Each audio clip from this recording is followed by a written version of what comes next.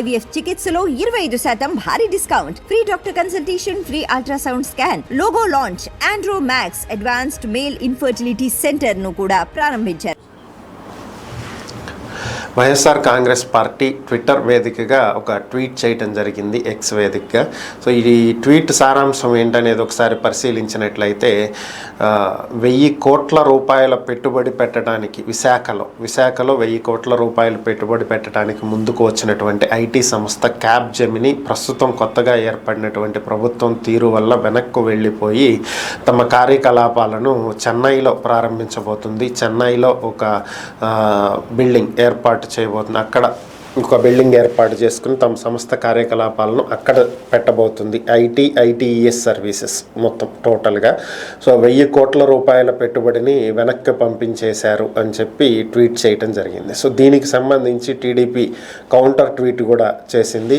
TDP చేసినటువంటి tweet ఒకసారి పరిశీలించినట్లయితే వాళ్ళు అసలు ఏ రోజైనా క్యాప్జెమిని సంస్థతో మీరు చర్చలు జరిపారా, మీరు చర్చలు జరిపినటువంటి విషయం కనీసం ఆ సంస్థకైనా తెలుసా అని చెప్పి వెటకారంగా ఒక ట్వీట్ పెట్టారు. సూట్ కేసు కంపెనీలు తప్ప ఉద్యోగాలు ఇచ్చే కంపెనీలు మీకు ఏ రోజు తెలుసు, అసలు ఎప్పుడైనా మాట్లాడిన పాపాన పోయారా? 1000 కోట్ల రూపాయలు పెట్టుబడి పెడతానని క్యాప్జెమిని చెప్పి ముందుకొచ్చిందా? అది విశాఖలో ఎప్పుడు జరిగింది ఇది?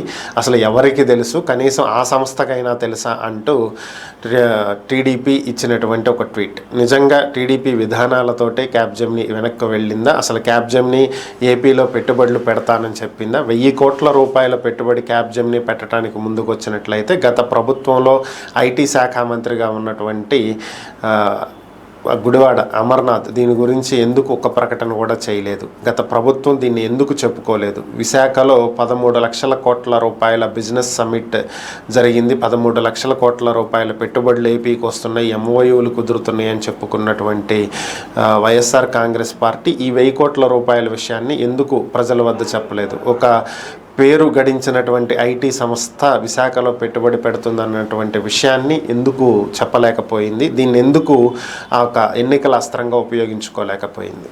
తెలియాల్సి ఉంది.